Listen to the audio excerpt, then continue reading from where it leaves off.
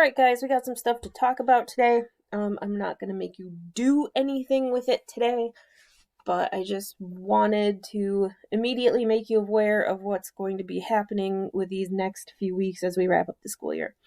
So, we are going to be finishing everything out with a literary analysis paper for the road.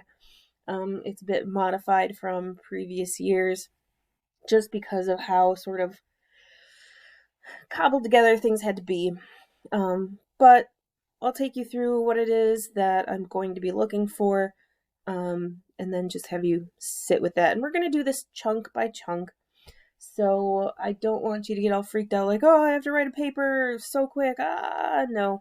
It's going to be sort of piece by piece, and then I'll tell you what exactly I will be looking for as we go forward with it. So here is the first thing that has sort of changed since previous years.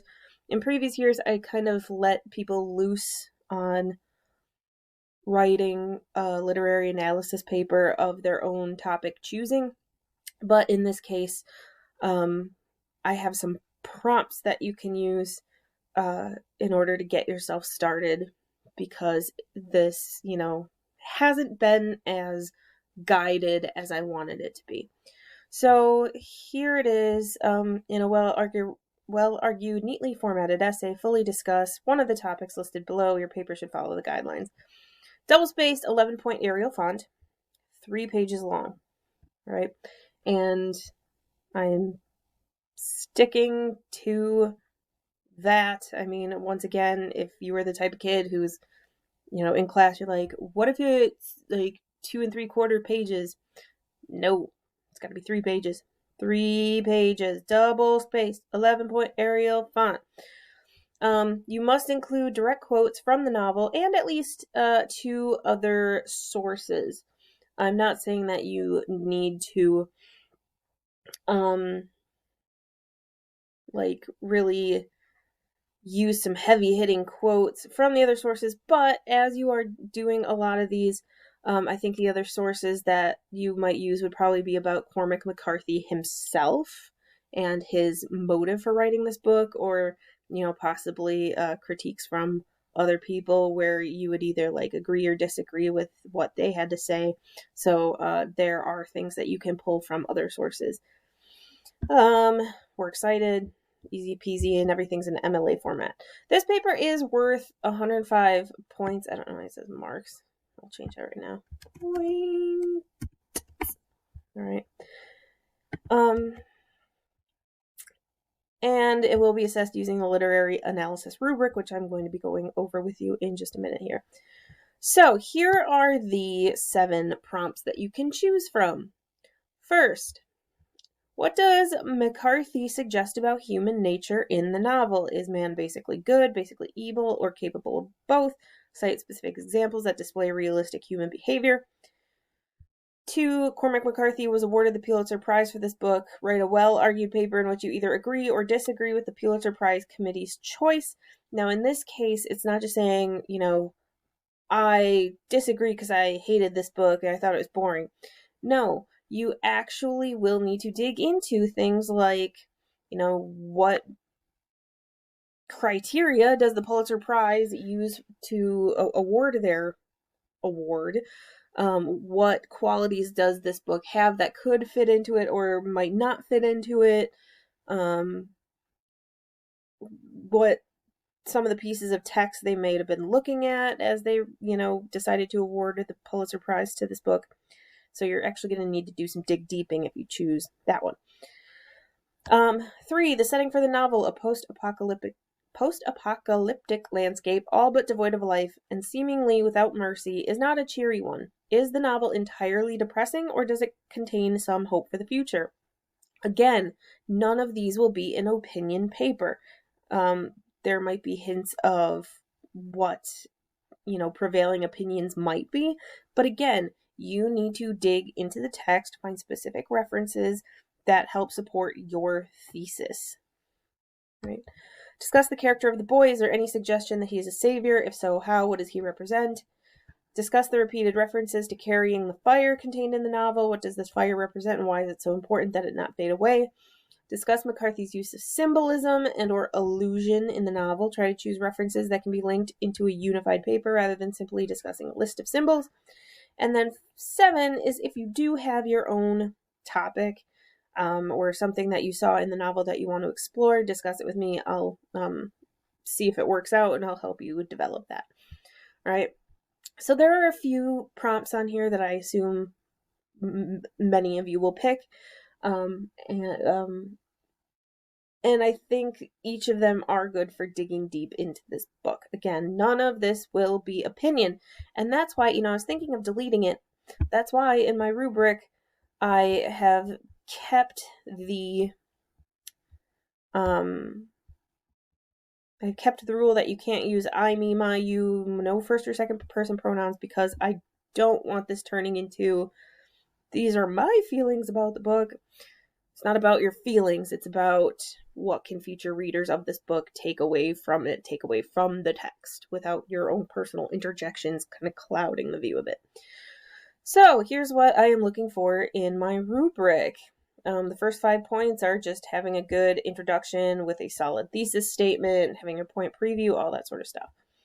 10 points are your organization. So does your paper make sense from top to bottom, right? Do your ideas connect, or is it all just kind of in there willy-nilly? 30 points of this is making sure that you have proper development. And again, this also helps prevent it from being an opinion paper. So each paragraph is supported by facts and information from the novel and or outside sources. Any outside sources are reputable and are primary or secondary source material, so it's not just some random other high school kid who had to read this book and said, this book sucks, all right? Maybe if you can find an interview from Cormac McCarthy or a, literary critic or whatever it is. Each source slice is followed by a correct internal citation. Internal citations are placed at the end of a block of summarized or paraphrased material or immediately after a quote.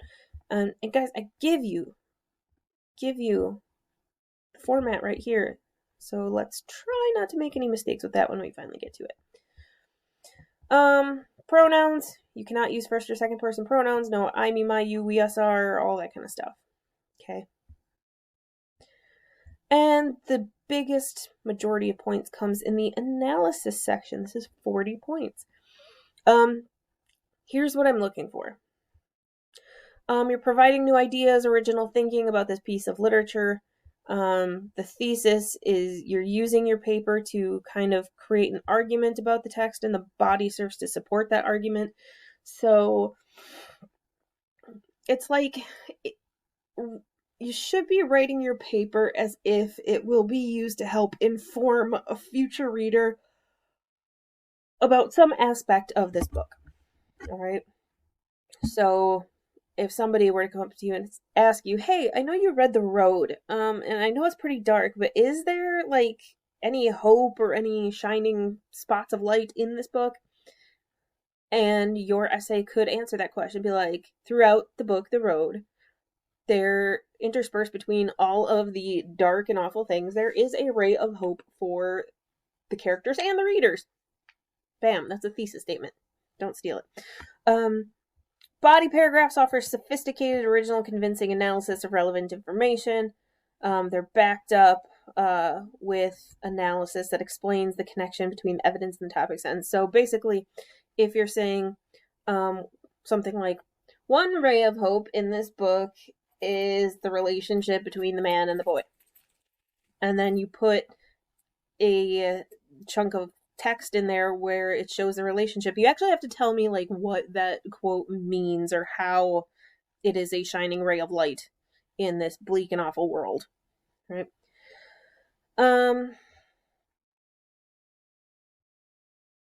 Detailed and expansive explanations are provided to fully articulate the larger implications or significance of these ideas. So basically you're saying, this book has hope in it. This is an example of where that hope comes in, and this is why it's important. It's kind of like that so what question.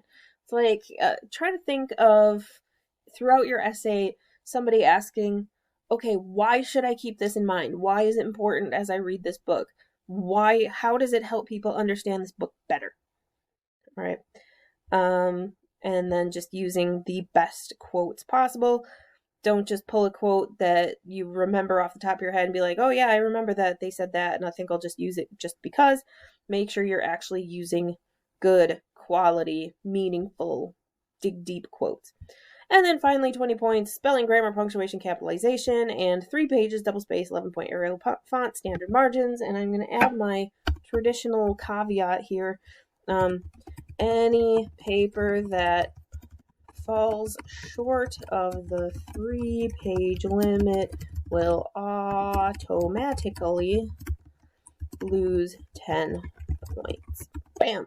So if you're saying, what if it's 2 pages and like 2 lines short? Are you still going to dock me? Yes, I am. Write me 2 lines. Throw in a quote somewhere. Explain yourself better. You can do it. I believe in you. People in the past have done this, so I believe that you can do it too. Again, I just wanted to put this information out there so that you know it's coming, so that you're not like blindsided by it. I don't need you to do anything with this information except for maybe stew it over and, look at these prompts a little more closely, figure out which one you may want to do. And then, like I said, we'll chunk this out piece by piece to get this finished. So start with like a topic proposal, and then start with maybe like an outline, and then maybe have you write 250 words and do a check-in, and then another 250 words and then a check-in, or whatever it is. So now is the time. If you have any questions or confusions or anything you didn't understand about the book or things you need clarified, please get a hold of me, because when it comes to like 2 days before the due date and you say to me, well, I didn't even start this yet because I didn't understand the book. Like, I didn't even know what was happening. I didn't understand who was talking when, blah, blah, blah. That is not the right time. And I probably won't be able to help you. All right. Self-advocate, people. I believe in you. You are doing fabulously. And just keep up the good work. You're smart. You can handle it. I believe in you. You're doing good things. All right. Thanks.